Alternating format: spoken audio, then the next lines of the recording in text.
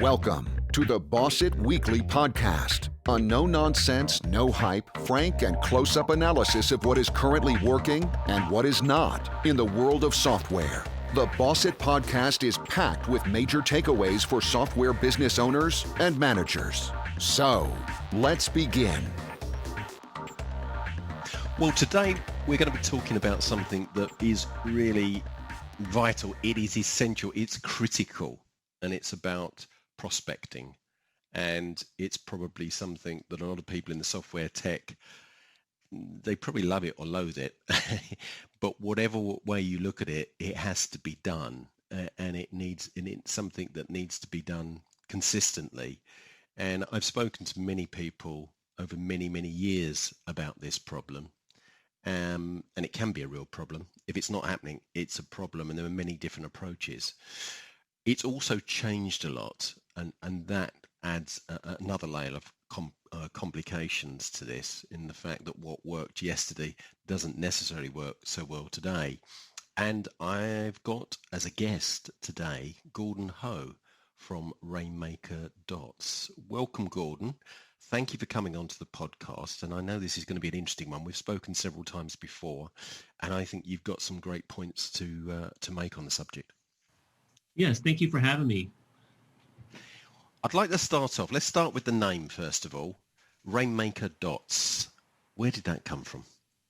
Yeah, many years ago, I ran a telecom business, and we kept growing our business, and, I wanted to hire the right candidates. So I hired a third-party company called Culture Index, and what they did is they ran personality profile surveys on each and every one of our employees and each of our new candidates. And really what I was trying to do is determine how to find the right candidate to sit on the right seat, yes. right seat on the right bus, right? Yes. And they ran a survey on me, and my dots came back to be that of a rainmaker. And if you guys know what a rainmaker is, it's just someone who has a knack of doing sales. So very interesting. I was the Rainmakerdots in our group. And whenever we wanted to ask each other, hey, what are your dots? A certain personality would emerge, and we kind of understand what they were. But my dots was that of a rainmaker. And when I started my business 5 years ago here, I wanted to be the Rainmaker.com, but that was taken. So I settled for Rainmakerdots.com. And it's good because it triggers questions like this, and I'm able to explain that when you're talking to Gordon Ho, you're talking to someone that wakes up and thinks like a salesperson and tries to figure out how to get past a gatekeeper every day. So that's just how I'm wired. That's how I wake up every day. And Rainmaker is a very positive word, isn't it, as well? It's about somebody making something happen, which I think is the important aspect here. And it will be probably the central theme of our podcast today. How do you make that constant stream of prospects flow into your business? That's absolutely right. And that's the core of what we do is we create and generate activity and help sales organizations or individuals that kind of struggle in that area, or at the end of the day, they have good intentions, but they end up running out of time or just can't be consistent with it. So we try to fill those gaps for them. Well, before we get into the sort of the meat of the subject, let's talk a little bit about your background, because people will like to hear, and you've got some really good sales experience, because that will all add into, where you are today and the solution that you're able to offer. I noticed with interest, a bit like myself, you spent a short amount of time selling into the public sector. Fun, wasn't it? Yeah, it was fun, but a little bit different too. A little bit longer sales cycle, and they pay when they want to pay, so usually delayed. Yeah, I was being a bit ironical because I didn't enjoy it at all. I must admit, the public sector, I realized very quickly, was not a place where I wanted to sell. It felt very restricting. Mobile IQ, I know about. I was interested. Mobile IQ, I think you started and joined there 2008. Tell us a bit about that. That's quite an interesting business. Yeah, it was a telecom expense management company. So as I mentioned, I ran a telecom business called Innovative Solutions, and we were resellers of wireless services to businesses, cell phones back before they were smartphones. Yes. And we would sell to large enterprise clients, and they would rack up a large cell phone bill. So over a period of time, because of our knowledge of rate plans, we started a consulting business called Mobile IQ, which was reviewing their cell phone plans and renegotiating the pricing. So the bigger they got, we were able to get their average revenue per user lower. So it was just our understanding of rate plans and give an analysis on how to reduce costs. And we created a little software platform where they could review their entire account. So that was a very fun business that we started and helped out a lot of folks and really helped reduce some costs. The cell phone carriers probably didn't like it so much, but we helped a lot of clients with that service. What was the main thing that you learned looking back about sales from Mobile IQ? The biggest thing is analyzing cell phone bills is not fun. Trying to negotiate that with the cell phone carrier is even worse. What I learned is customers simply don't have time for that stuff. And what we offered at that time, the biggest value I learned is they're willing to pay for great consulting service if it saves them time and possibly save them some money. And that's what I learned from that experience. So everything I've done since then is very consultative, is truly understanding and appreciating people's time. And then, with the time they don't have, how do you fill the gap to make it more efficient for them? So that's partly being able to get into your prospect's head and understand what are the things that are causing them a problem. Yeah, absolutely. The most frustrating aspects. What about with Catapult? Tell us a bit about Catapult. I think you joined them I think it was 2013. Yeah. So that was a logistics software company and a terrific company. And similar to my Mobile IQ, they did rate management for a lot of the ocean carriers out there. And they had a platform that they sold internationally. And again, same thing. It was time. It was them managing multiple rates and offering a platform that could quickly retrieve the very best rates available so their clients can quote their clients. Yes. And again, it goes back, probably central theme here is how do you effectively save people time and provide quality information in a quick amount of time so they can make a good decision. And that was the basis around that business. And very successful, offered a solution that was unique and provide a lot of value for a lot of folks out there. And what were you doing in those days to reach those prospects? Yeah, so we, did a lot of prospecting. When I first got there, it was a lot of telephone calls, which has a very low conversion. And then we went out and participated in conferences where we could grab conference lists, and then we would do an email outreach, which has a little bit better, conversion rate. Sure. Obviously face-to-face is your best conversion rate. If you got someone's, direct contact, that's another good rate. But then also we started dabbling with LinkedIn because most folks in a lot of B2B spaces will always, you have a lot of individuals that will have a LinkedIn profile. Originally I thought of LinkedIn as, hey, this is a good place to put a digital resume. Yes. There's so many people out there with their profiles. It's a great way to get connected and build your network. So our prospecting efforts became kind of a LinkedIn email conference / face-to-face strategy. And you if you're very, very strategic about it, you can nurture relationships. And just, develop relationships where you're educating them and you become a central source for their needs. And that's the key.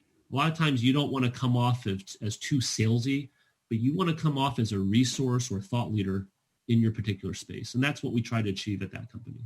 Yeah, I mean, it's difficult to remember, but I mean, LinkedIn started back 2002, I think it was. And in those days, it was like it was like a sort of an HR. It was for, you put your resume, your CV up there, and it was looking for jobs. And Yeah. I still see people today that treat it in a similar way, and it's really moved on since then. It has. The majority of them, in my opinion, still do that. Over the last couple of years, we're starting to see it morph into more what you just described. It's an opportunity to network and nurture. Just like you, I've had a LinkedIn account for, 10 to 12 years. And the first 8 of those years, it was a digital resume. I put my information out there. But then I had an aha moment about 4 years ago where I didn't look at it as, HR functionality platform. I looked at it as a database. Yes. Very rich contacts that could be connected with if you do it right. Yes. And there are various levels of subscription. It sounds like we're promoting LinkedIn here, but we're not. But it can also be used as a form of a CRM system as well, because it enables you to be able to search and attach notes. And the most interesting aspect of it is that the user themselves keeps it updated, because any CRM system is only as valuable as it is up to date, and that's continually changing. I mean, that's an issue that I've had. When you start to get thousands of contacts in a CRM database, it soon goes out of date. Well, it's continually going out of date. We've had 3 people updating it for us with what we're doing with Boss Equity, and it's like that old one about that painting the bridge. Once you finish, you've got to start again and go through it. But with LinkedIn, they're doing it themselves, which is really saves a lot of work. Absolutely. And that's why, as mentioned, about four years ago or so, I had that aha moment. I looked at it as a database that people are updating, and then you can extract data from that database, create a lead generation tool out of it. Let's talk a little bit about the problem. So the problem that you see, and I see this a lot, of organizations, they're making sales, but quite often the lack of prospecting is causing them a problem. Sometimes they don't see it because they are getting some sales. And I think that can sometimes prolong that issue.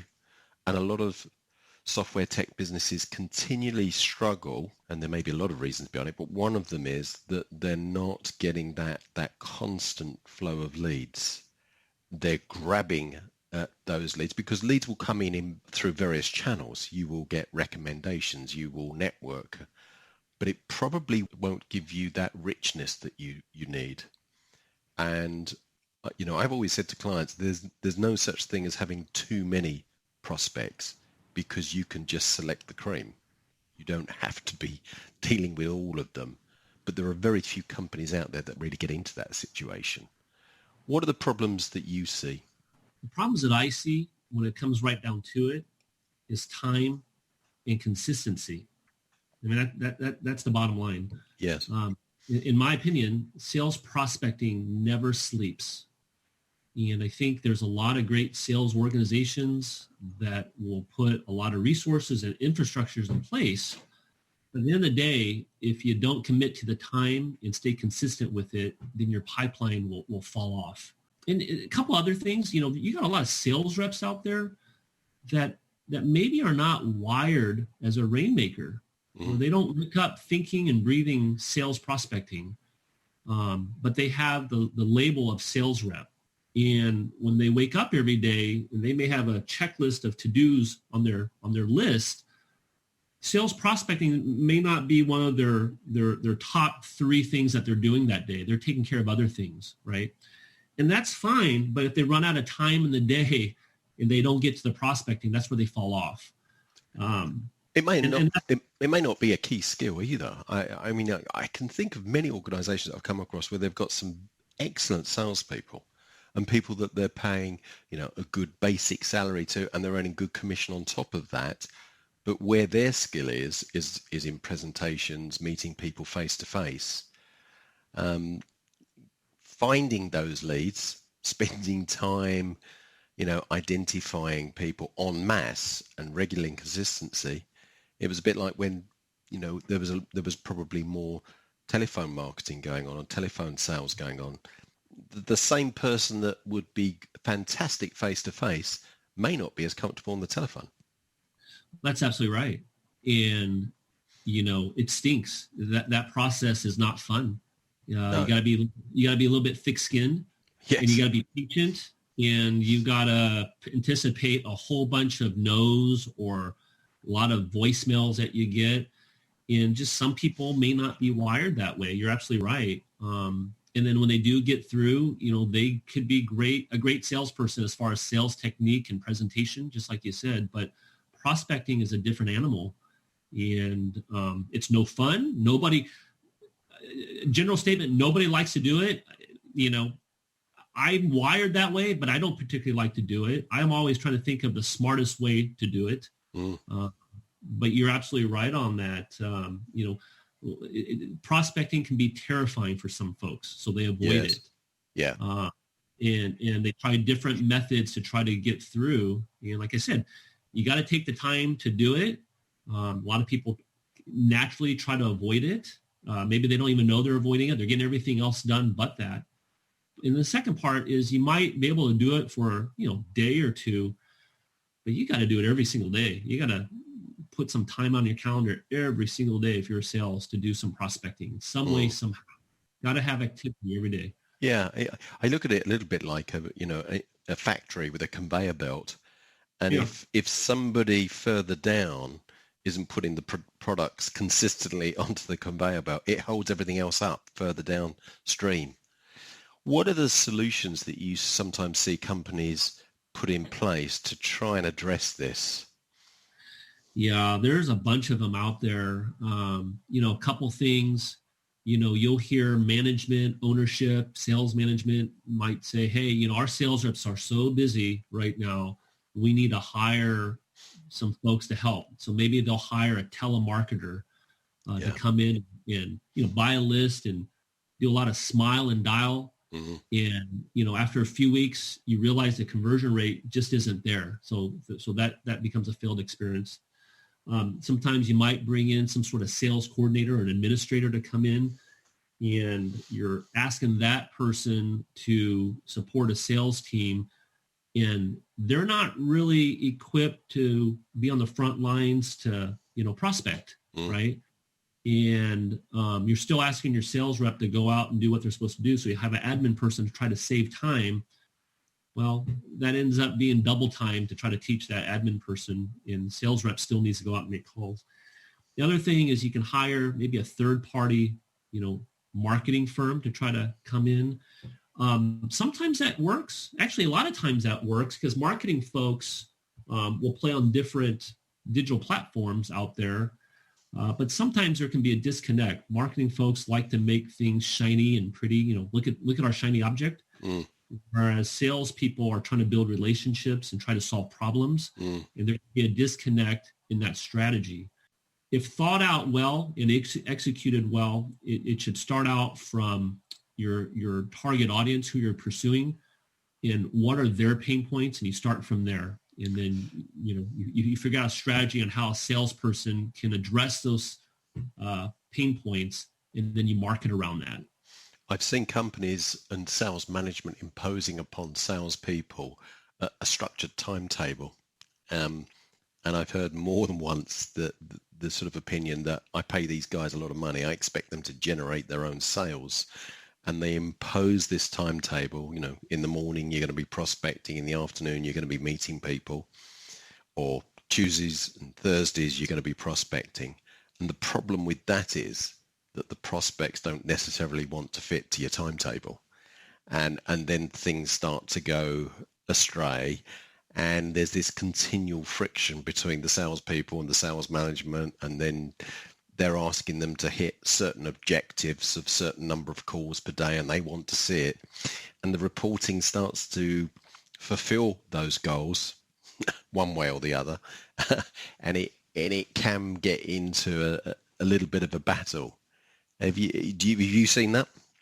Oh yeah, that's that's it. That's around the majority of sales organizations.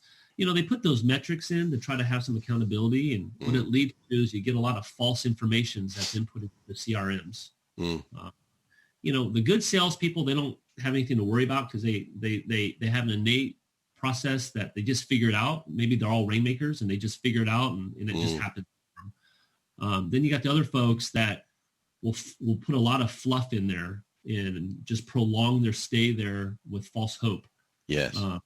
And you know, that's where the problem is keeping around someone with false hope. Maybe it's not the sales rep's fault. Maybe they just need more training or more strategy involved or more communications with their marketing team or support team to support them in their efforts. Or maybe they should be fed with those leads by the company, and the company needs to take that responsibility themselves and realize my salespeople perhaps aren't the best prospectors.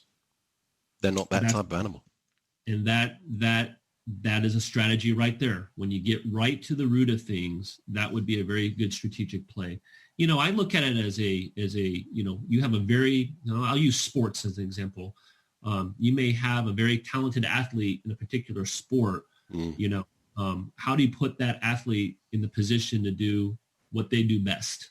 That's what it comes down to. For sales reps, how can I put my sales rep in a position for them to thrive? Is it in the closing of the deal part, or is it in the administrative side to go research people to go connect with? You know, if I got a killer closer, I'm always going to put them in the position to close, not waste their time on the administrative stuff of sales. You know, Absolutely. So how do I surround that talent, you know, with support folks that can help in that spot? Yeah. CRM systems I've seen over the years that have been adopted and abandoned with equal relish, because they can quite often end up with lots of information that just is of no value. That's absolutely correct.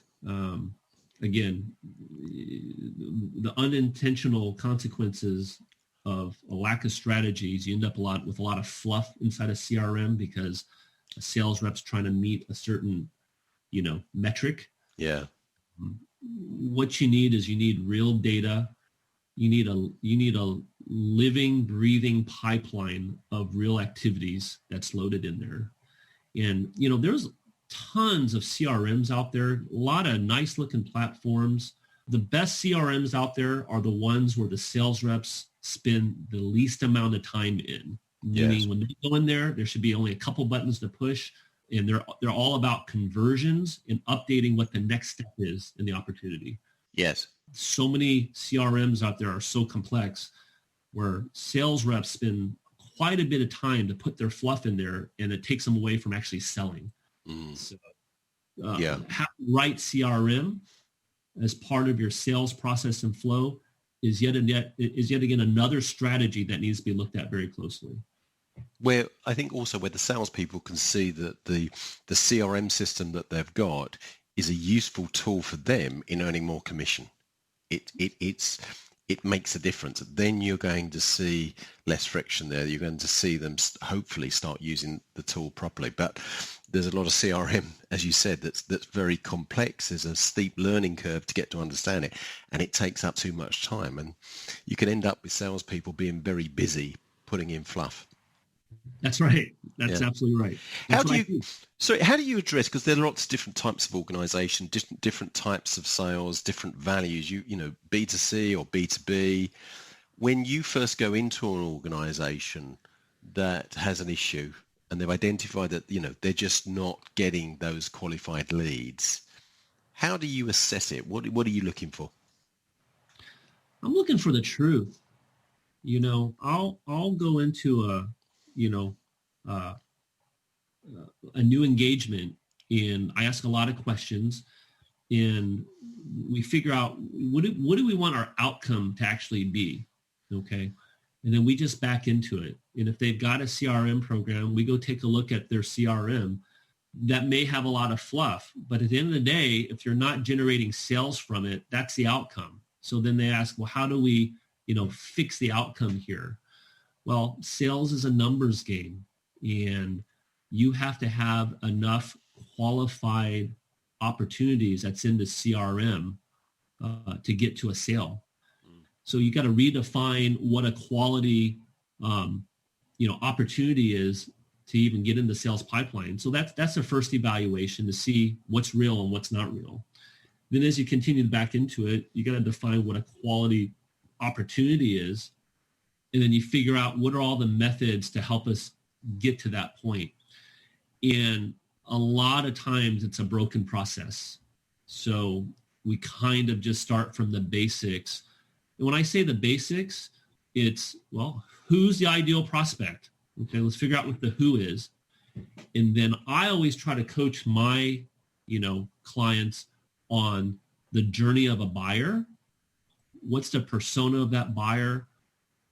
If you were to walk in their shoes and you had a to-do list Monday through Friday of all the things you have to do, what does that look like, right? Sure. We can figure out their personas and figure out walking in their shoes. You should be able to identify what their pain points are. So when you do connect with those folks and you're to make your pitch, you're not talking about yourself and your shiny objects. You're talking about your persona, your prospect, and what problems you can solve for them as a starting point. So it's a lot of breakdown of what their business is and what their process is. It's not rocket science. Really, the exercise is pretty simple. You just break it down to very simple little things. And again, I start out with the who, then we get into the how. So, yeah. What are the biggest problems you see? I come across organizations that understand the issues, but they have them nonetheless. Do you see that? Yeah, really, it comes down to execution. Yeah. It comes down to execution. Who's running, who's executing it? Is it sustainable? And again, that goes back to what I said at the beginning. People have some great intentions, but then they run out of time and they can't stay consistent with it. So you have to develop and implement a good process. And you probably have to have a pretty good leader in there to help hold some of the processes accountable for it to work. So what is it you do with an organization? So you go in there, you'll look at what they're currently doing. You're looking for that you get the sort of the basics in place that they understand, and you understand who that ideal prospect is and look at their processes. What will you do? What will you then do for them? Yeah, so we try to identify what their strategy is, and then we try to build some processes where we can fill in some gaps on time that they don't have enough of, and then implement a process that's very, very consistent. So my business has morphed over the last, couple of years where we have a strategy built around LinkedIn, actually. So my background is in B2B sales, right? Sure. And we've built a platform around LinkedIn. And what we've done is we've worked with a lot of clients to, go through the understanding of their business. And we kind of lead with LinkedIn. So we've got a process where we will help the client do the research of their ideal prospects. So as Tom, mentioning about the persona, and what we do is we have a team that will go out and gather the data from LinkedIn and create a list for the sales reps to review every week. And this gives the sales reps the control of who it is they want to try to get connected with on LinkedIn. So these should be ideal prospects that they absolutely want to do business with. So our team will do the research and put inside our platform an approval for them to review a list of people they want to connect with.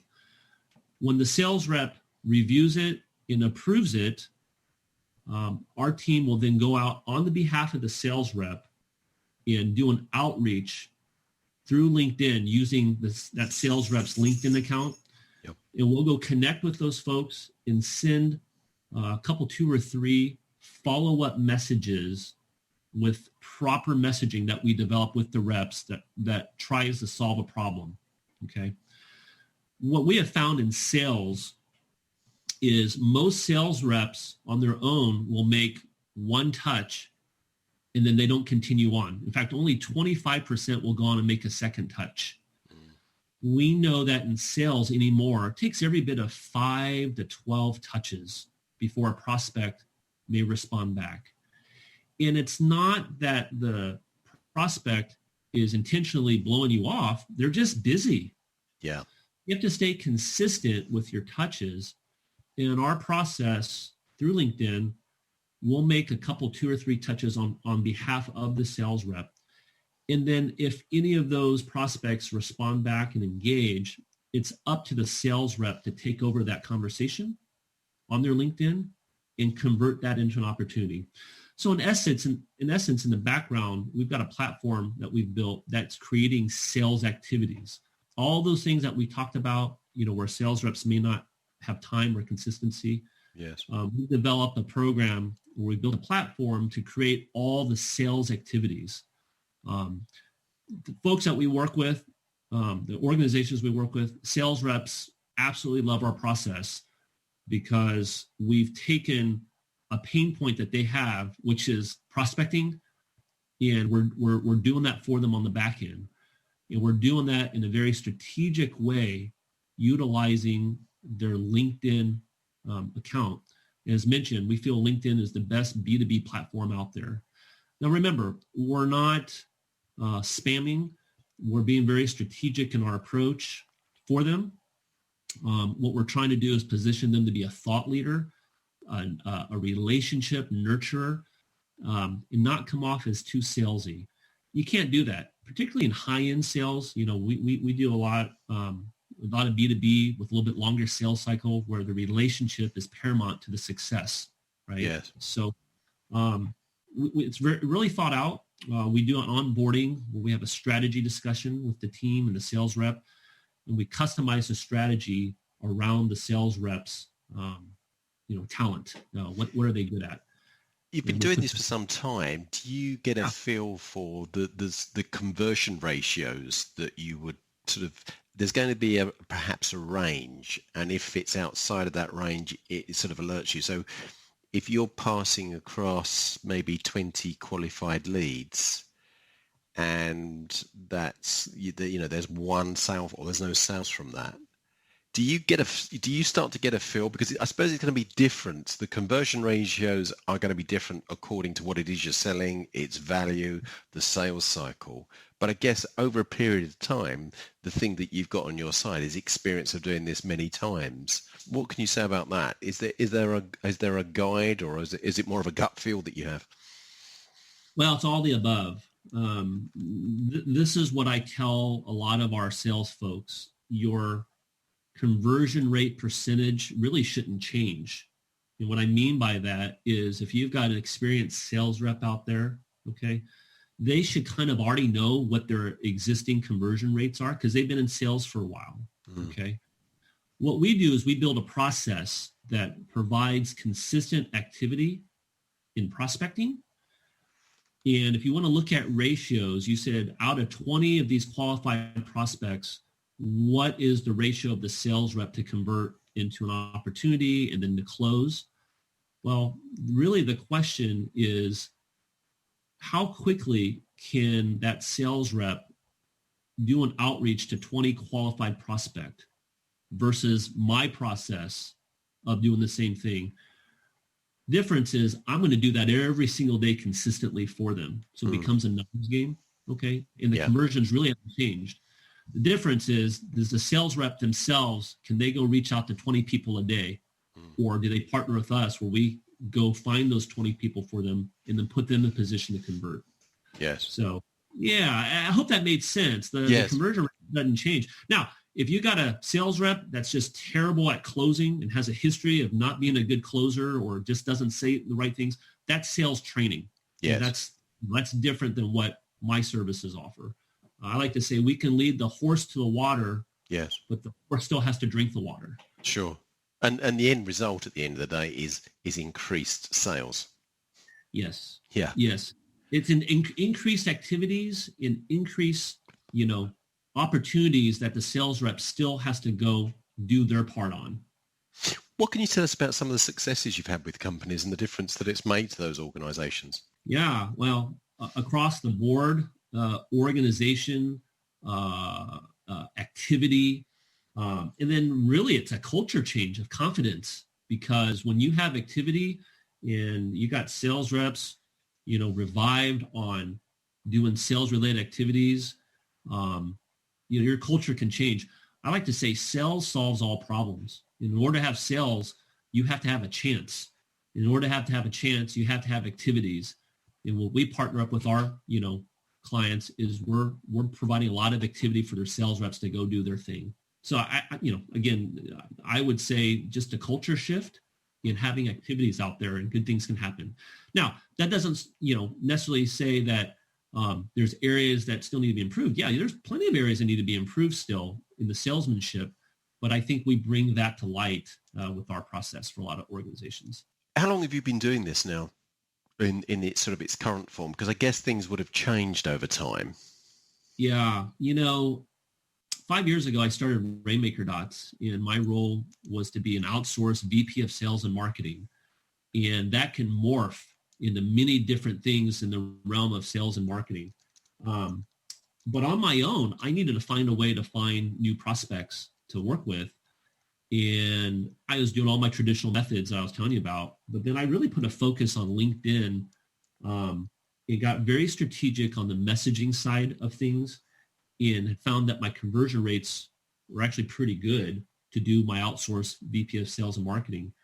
It got to the point where I was having success, where I then started helping my clients with a strategy around LinkedIn itself to help their sales organization. Because, why wouldn't I bring those good practices if I'm working with their sales team, right? Sure. And it got to the point I was having so much fun with that I decided I really want to focus in on this part of improving processes for businesses. And I had quite a bit of success. I kind of morphed my business into strictly helping folks in that space, that I started getting overwhelmed and unable to do it on my own. So I started filling in some resources on my back end, and then built a platform to organize it. Had quite a bit of success with it, where I was encouraged to go write a book about it. And I was like, I'm not an author, but after prodding and took a little bit of time, I actually wrote a book called The LinkedIn Rainmaker. And I have the playbook in there on how to have a good process out there. So, hopefully that gives me a little bit of credibility, but I'm able to go into organizations and help them with this particular strategy, because it's helped myself personally. I live and breathe the process, and I've implemented it for a lot of people out there, either through my book or just through my regular outreach. And it's a very strategic process that, again, fixes and solves a problem on time and consistency. What are your predictions for the future regarding prospecting? What do you think is going to happen over, say, the next 5 years? Any ideas? Yeah, I can give you a pulse right now. Unfortunately, with the pandemic going on, you had a lot of people starting to work out of the home. All of a sudden, different platforms such as LinkedIn, the eyeball rate started to spike. So I've been very, very busy the last few months working with sales organizations who have remote workers at home who are spending more time on the computer because they're not out and about traveling as much. And the way to network for them is starting to use LinkedIn, starting to use Zoom meetings a little bit more often. Yes, definitely. And what I see because of this is I think the workforce has actually changed a little bit, and this might be the way of the future over the next 5 years. And what I mean by that is when we start getting normal again, we're going to have more trade shows and conferences, that have all been canceled. We're going to have people start traveling again, and eventually, face-to-face is the way to go. But before those things occur, the initial conversation may be through a touch on the digital platforms such as LinkedIn, as the initial touch. So I just see more of that going on over the next few years. But I think at the end of the day, more and more people are going to become experts in their field, and they're going to start posting more and more relevant content for their target audience. So I think people being thought leaders, writing more content, or even doing video blogs or vlog out there will be more prominent out there. So that's kind of the trend, in my opinion, over the next few years. More digital technology. Yes, without doubt. Yeah. Well, it's been interesting chatting with you today. As I said, you're based in Kansas City, but I know that your clients are quite far-ranging regarding geography. People can read your book, The LinkedIn Rainmaker, They can also find you Rainmakerdots.com. Any other ways you want people to contact you? Gordon Ho. Find me on LinkedIn. On LinkedIn, yes. Yeah. That's an easy one to find you on. Excellent. Thank you very much for today. Fascinating subject. It's something that all businesses need to know more about. I don't think you can know too much about prospecting. So thank you very much for your time today, and I really enjoyed the call. Thank you very much for having me. Excellent. This is Boss It. It's for software entrepreneurs in the technology sector. If you have subjects you'd like to cover, or if you have questions or suggestions, or if you'd like to appear yourself and you think you've got a really good story, just get in touch and let me know. Thanks for listening.